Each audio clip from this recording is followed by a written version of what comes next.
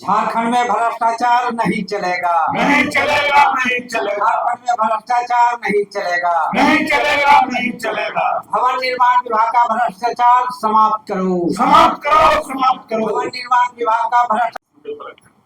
आज झारखंड आंदोलनकारी संघर्ष मोर्चा के द्वारा एक संवाददाता सम्मेलन का आयोजन किया गया है डोरंडा स्थित केंद्रीय कार्यालय में।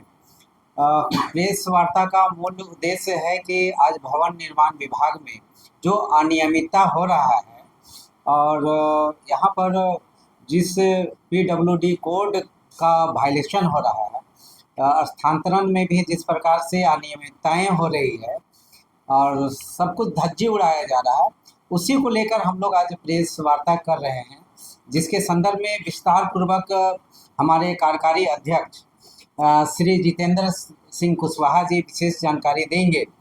और इसके अलावे पाकुड़ में दुमका प्रमंडल में भी पशुपालन विभाग में भी बहुत बड़ा अनियमितता हो रहा है, घोटाला हो रहा है वहाँ पर भी, कि पशुपालन का ट्रेनिंग वहाँ लोगों को दिया जा रहा है और लाभुकों को गाय नहीं मिल रहा है और वो गाय सीधे बांग्लादेश के लिए चला जा रहा है। तो उसके अलावे हम लोग के जो बातें हैं, मूल बातें हैं, जिसके लिए प्रेस वार्ता है, भवन निर्माण विभाग में जो अनियमितताएं हो रही, उसके संदर्भ में हमारे कार्यकारी अध्यक्ष श्री जितेंद्र सिंह कुशवाहा जी बातों को रखेंगे।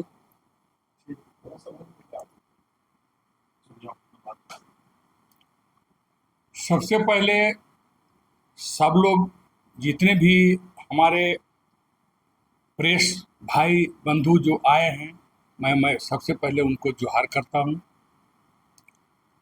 भवन निर्माण विभाग जो है अखंड भ्रष्टाचार में डूब रहा है। रांची में 2 प्रमंडल है, 1 और 2, दोनों में लगभग 400 से 500 करोड़ का रेनोवेशन अर्थात नवीकरण का कार्य किया जाता है। लेकिन यहाँ लगभग दोनों प्रमंडल में 10 कनीय अभियंता हैं जो लगभग 5 से 10 वर्ष 14 वर्ष से यहाँ पर स्थापित हैं। इनका स्थानांतरण जो होता है एक सेक्शन से दूसरा सेक्शन, लेकिन टेबल चेंज होता है, लेकिन अदर जगह चेंज नहीं होता है। इन्होंने पार्टनरशिप बन के एकक संवेदक को 2 से 3 करोड़ का काम देते हैं, जो लूटने का काम कर रहे हैं। यहाँ छोटे छोटे संवेदक जिस मूल्यों की रक्षा के लिए झारखंड अलग हुआ, सभी यहाँ के जो आंदोलनकारी के परिवार, आंदोलनकारी जो भी हैं, यहाँ सभी कार्य से वंचित हैं। किन्हीं को काम नहीं मिल रहा है। ये सभी छोटे छोटे संवेदक भटक रहे हैं। हम सबसे ज्यादा इसमें जो है कार्यपालक अभियंता भवन प्रमंडल 2 के मनीष कुमार सबसे भ्रष्टाचार में डूबे हुए हैं। स्वास्थ्य विभाग से 70 करोड़ रुपया ऋण पास हॉस्पिटल के रेनोवेशन के लिए मिला था। इन्होंने 15 से 20 संवेदक में कार्य को बांट दिया।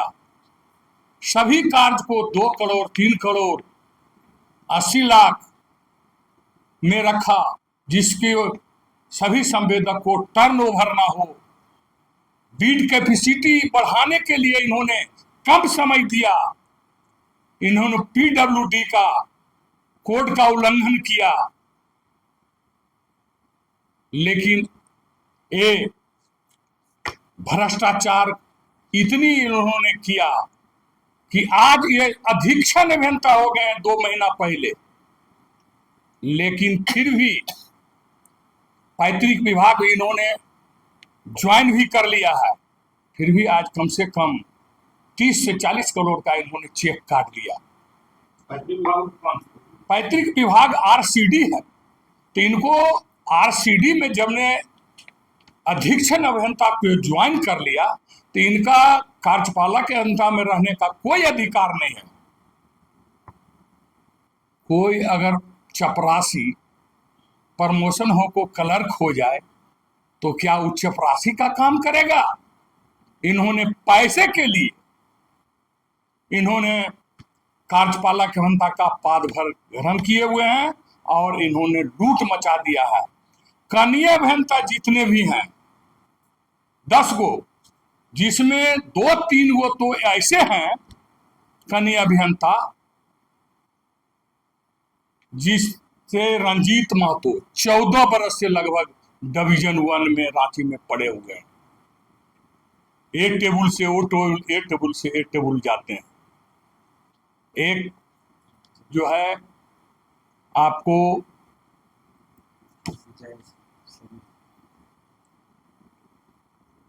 दूसरा का नाम जो है एक निराला है जो सब डिवीजन में प्रमोद कुमार निराला, ये तो और पूरे जो है लगभग 5 बरस से 1 डिवीजन में है और सब डिवीजन जो है डोरंडा है।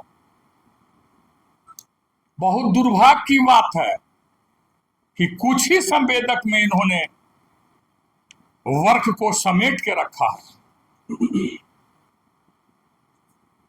इन्होंने इस तरह से भ्रष्टाचार बना दिया है कि कहना मुश्किल है।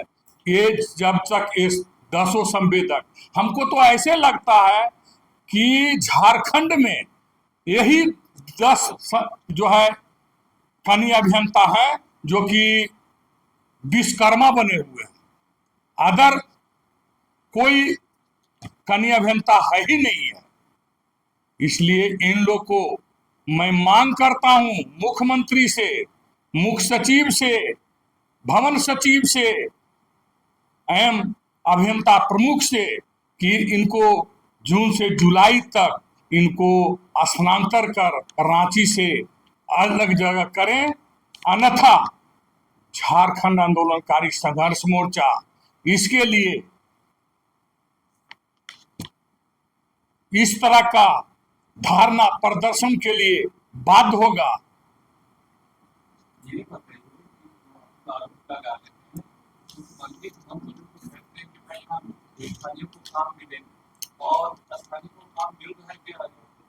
नहीं, स्थानीय के काम क्या मिलेगा? अगर ये 70 करोड़ रुपया जो इनको मिला था ऋण पास के लिए, अगर ये छोटे 50-50 के अंदर इन्होंने करता तो 200 संवेदक इनसे जो लाभान्वित होते, लेकिन 20 संवेदक ही लाभान्वित हुए।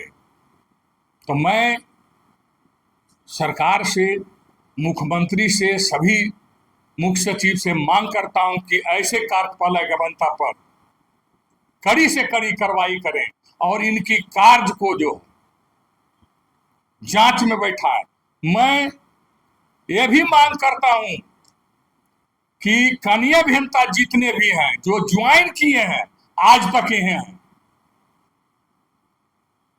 तो मैं तो इनकी जो है पूर्ण भ्रष्टाचार जो कि है इनकी संपत्ति को भी एबीसी से जो है जांच होनी चाहिए कि इन्होंने क्या किया है।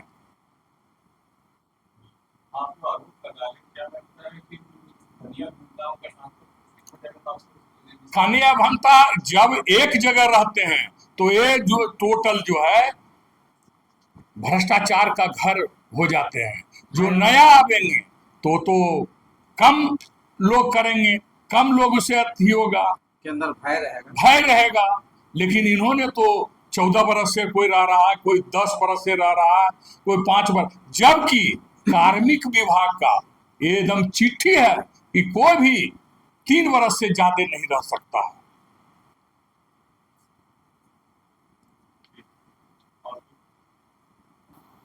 आज जितेंद्र जी जिन बातों को ध्यान आकृष्ट कराए हैं, ये राज्य के लिए बड़ा चिंतनीय विषय है कि जिस प्रकार से अनियमितताएं हो रही है, और आप देख सकते हैं कि ना एसटी, एससी, ओबीसी, माइनॉरिटी किसी का भी ख्याल नहीं रखा जा रहा है कार्य आवंटन में।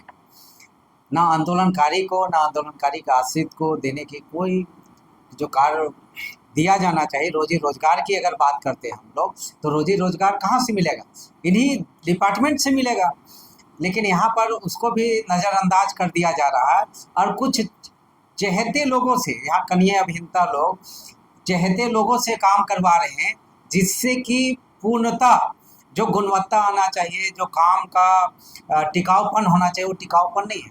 आपका पीडब्ल्यूडी का गाइडलाइन है, कोड है कि किसी भी काम को करने के लिए 6 महीना का वक्त लगता है, लेकिन यहाँ पर 6 महीने का 3 महीना का ही टेंडर निकाला कि 3 महीना के अंदर में ही आपको कंप्लीट करना है।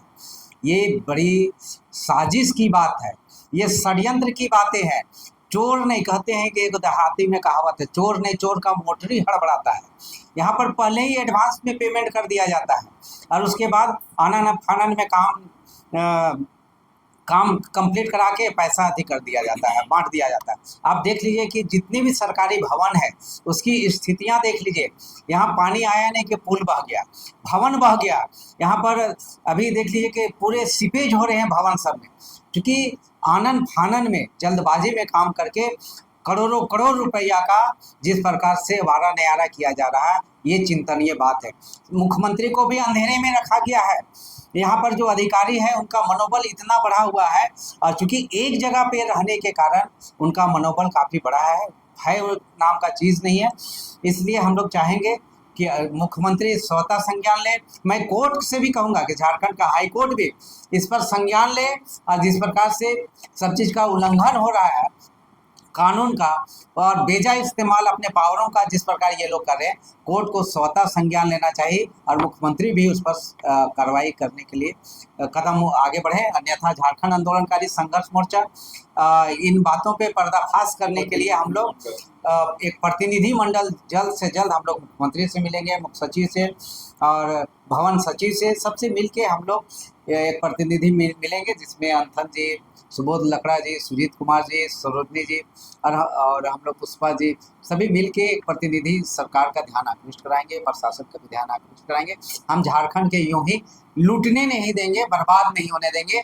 हम लोगों का जो लोग हैं, जो समझे कितने यातनाएं सबके राज्य बनाए हम लोगों ने, लाठियां खाए, गोली खाए, तब जाके ये राज्य बना है। झारखंड कोई सहज और स्वाभाविक राज्य नहीं है। हम भ्रष्टाचार के खिलाफ लड़े थे और आज भी भ्रष्टाचार के खिलाफ हम हैं। भ्रष्टाचार को हम लोग कदापि बर्दाश्त नहीं करेंगे। मैं पुष्कर महतो, झारखंड आंदोलनकारी संघर्ष मोर्चा संस्थापक जोहार।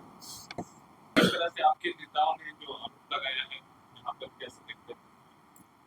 देखिए, हम लोग आज जो बैठे हैं यहाँ पर, ये कोई आरोप लगाने का नहीं है। ये सामने हम हर एक इंसान को, हर एक परिवार के लोगों को ये चीज़ दिख रहा है और ये चीज़ हम लोग को सहने से भी ऊपर हो रहा है। सरकार जो हम लोगों को इतना ठगने का काम कर रही है, तो उससे हम लोग अब ठगाने का काम तो हम ठगा ही चुके, पर अब नहीं होने देना चाहते हैं।